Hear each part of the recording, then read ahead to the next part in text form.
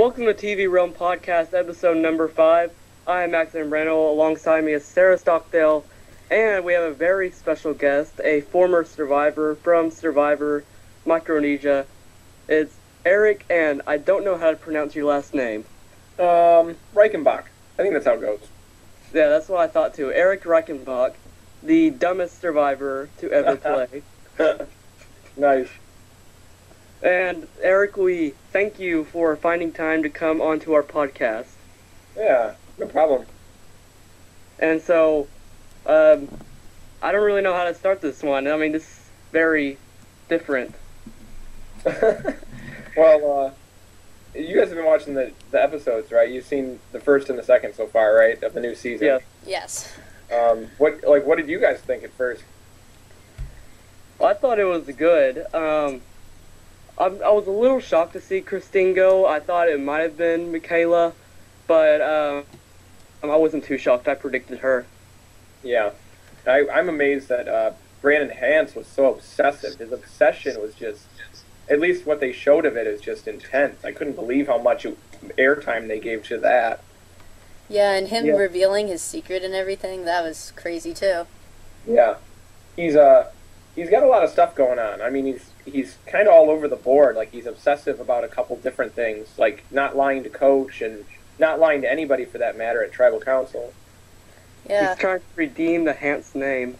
Yeah, I don't know if he's redeeming it or just adding more, I guess, drama to the Hance names. Probably making it look weaker. Yeah, well, he doesn't speak for Russell, obviously, but he's like his own person. But it's very strange. Like, everything about him so far has been very strange. He's definitely no Russell. Yeah, definitely not a Russell. He has some weird thing with Michaela. I can't figure out what Michaela ever did to Brandon. I think she's just attractive. I think she's just really hot. And he noticed that. Like, it might be more on his end. Like, he just noticed, hey, she's really friggin' hot, and she's walking around in a bikini. And even though he's married. Yeah, oh yeah. Even though he's married, he's like, whoa. Like, I mean, if I was married, I'd be like, yeah, you're hot. You're, like, I understand. And I'd come to terms with it, and I'd be like, yeah, you're smoking hot, and you're young, and you're cute. But that would probably be the end of it. Like, I would probably let it go at that point. I'd be like, yeah, that's about it. Okay, and I didn't see too much from Cochran this episode, so Yeah. I don't know if that's speaking for anything. Yeah. He had a crazy first episode, though. His first episode was like, everybody was loving him. Everybody that I talked to was like, I'm a Cochran fan. Everybody's a Cochran fan. He reminds me of Steven from Token Chains a lot. Yeah, that's the word on the street. I've heard a lot of people say that, too. They're like, oh, he's the new Stephen Fishbach. And I'm like, well, I don't know about that. We'll see. We'll see what happens. He's too paranoid. He's a little, like, I think, shocked that he is actually on Survivor. Like, he's, like, shell-shocked that he's actually on the island. He's probably going through a lot of that. Probably. Yeah. So, Sarah, what are your takes on, is Cochran redeeming himself at all? I think that he's redeeming himself, sort of. He's not listening to his mom's advice anymore. That's a plus. Yeah. That was awesome. It's like, I'm just gonna use this machete anyways, you know? I've listened to my mom my whole life, so now I finally got an island. Man, that was hilarious. That was really funny when you said all that. I think other people are like, they don't give him as much attention as the camera is. Like, most people there are probably like, yeah, Cochran's like a nerdy guy. Like, that's it. Like, he's probably not that big of a deal to his tribe right now. Okay, I think that's fair enough. That, do you think that he's going to go far into the game? He must. He has to. I mean, he's not a non-threat. He's not very threatening in terms of, like, challenges. He's got a very threatening personality, at least. He's very under the radar, I think. Even though he has some over-the-top, like, comments and different things, but I don't know. He's just I would see him as a non-threat. I'd see him as like a friendly guy that's kind of quirky and nerdy, and he could go really far because of that. And he's really smart. He's obviously very smart. I can see your logic behind that, but I think since it's still early in the game, Savai loses again, then I think he's still the weakest one on that tribe, and Yeah, if he brings him down still, then I think they are going to send him to Redemption Island. that could happen. That could very easily happen with Ozzy's tribe. Ozzy's very much like you work hard or you leave, and that's kind of like what he's doing with his tribe right now. I could totally see that. That's another thing. You played with Ozzy before. Does it seem like he's changed at all? He doesn't. He honestly, he sounds exactly like he did when I was there. He doesn't sound like he's changed that much. He probably has more knowledge about like strategy and things, but he's pretty much the same person. Like everything that he's doing is pretty much identical. Like it's Micronesia all over again, I think. So do you think it'll still end bad for him? I don't know. Like, see, I don't know because he needs to interact. I need to see him interacting with more people and making more strategies. But like so far, his strategy has been find the hidden immunity idol and vote off weak people. That's pretty much all I've seen of his strategy, and I'm afraid he's going to do that again because he looks so similar, like so predictable to what he used to be. Do you think that he's going to get voted out with the idol in his pocket for a second time? He may very well. He may very well because, especially if he goes to a merge situation, or if there's like a tribal swap and he can't predict who's aligned with who, that could very easily happen again.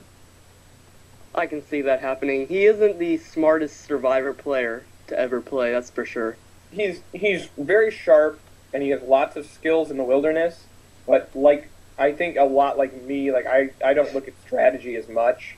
Like I have trouble with like trying to figure out people's motivations at times and people's alliances. I think that's one of his major failings too, is that he's the strategic part of it. He has some problems with. I agree. Cool. Okay. Haven't seen too much with Ozzy and Coach lately. Like, it doesn't seem like they've really affected the game all that much. So I think they're both in for the long haul at this point, but yeah, it's hard to say. Yeah, anything could really happen. I don't know. It depends on how well they're liked by their tribe. It seems like Coach is pretty solid right now. Coach seems a lot different. We haven't heard anybody throughout the season say that they've been annoyed by Coach. I know they haven't done any of those things where he's like the Dragon Slayer. They haven't done any of those editing things where he's like over the top crazy bananas. It's been all Brandon, and it's been all trying to think Cochran. Really, Cochran's pretty over the top at times.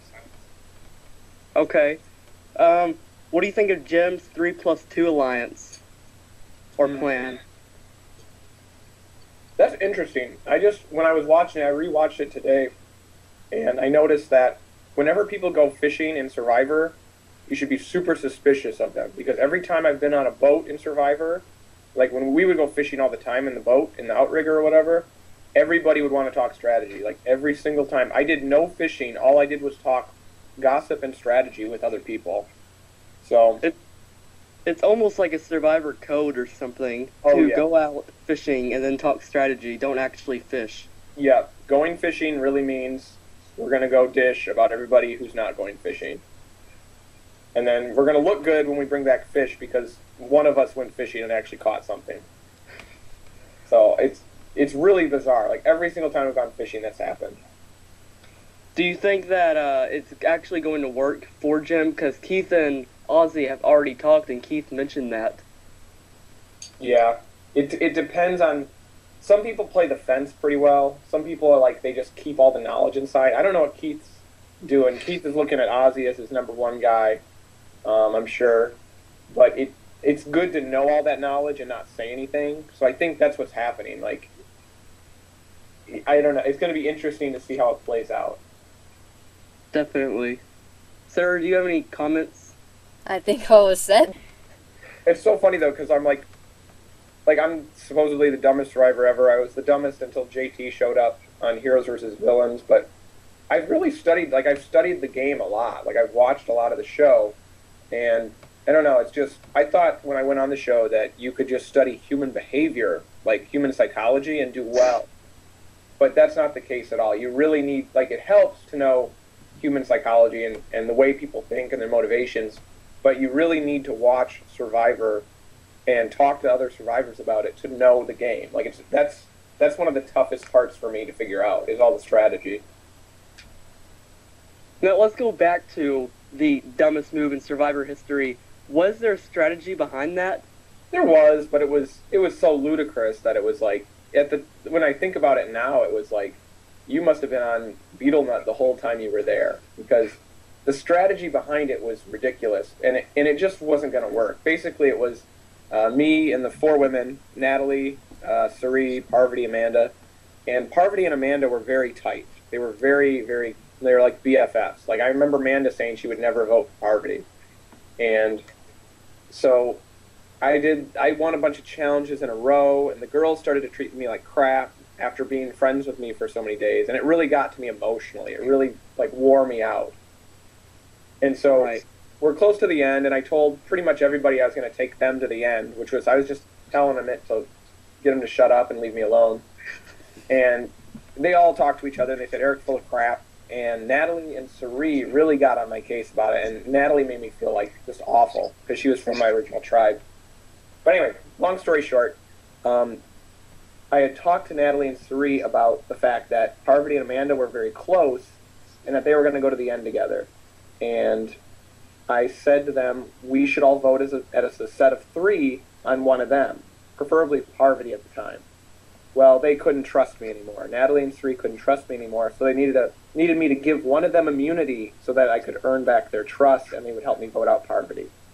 Well, I was like, this is insane. Like, you guys just do it. You vote with me or not. I don't think I'm going to do that. Well, come time for tribal council, they laid it on pretty thick. I broke down pretty bad. And I said, you know what, screw it. If that's what it's going to be to show you, I'll give you immunity. And then they voted me out. Everybody voted me out. So the strategy was we have to break up Amanda and Parvati. The method that I did it was not the smartest at all. It was risky and stupid, and it was awful. It was very dumb. Very, very dumb. Okay, so thank you for that knowledge, because I always wondered why in the world somebody would do that. Oh, yeah. I wondered the same thing watching the show. I was like, no one's going to believe that I did this. No one's going to, like, understand it. Okay, so thank you for that insight, Eric. Okay, let's go back to the episode. What do you think of the challenge? Oh, the maypole type of thing and the heavy weights. Yes. That was interesting. Trying to think. That puzzle challenge that they had is basically, if you've ever seen those little, like, there's a puzzle I think called Traffic Jam where you move all the cars around to get it out. Like, it's just a big version of that, which is a good reason that you should always, like, if you're going to go on Survivor, study the crap out of, like, really simple puzzles. Like, literally any puzzle that's handheld is going to end up being, like, giant-sized on Survivor. I think Survivor has too many puzzle challenges. Well, the puzzles are equalizers. Like, you can do the physical portion and have, like, Ozzy there, and he'll kill the physical part. But then you'll get to the puzzle, and the puzzle all of a sudden makes it even again. Like, all of a sudden it's back to square one at the second time. Really, the puzzles are the most difficult because you're also starving.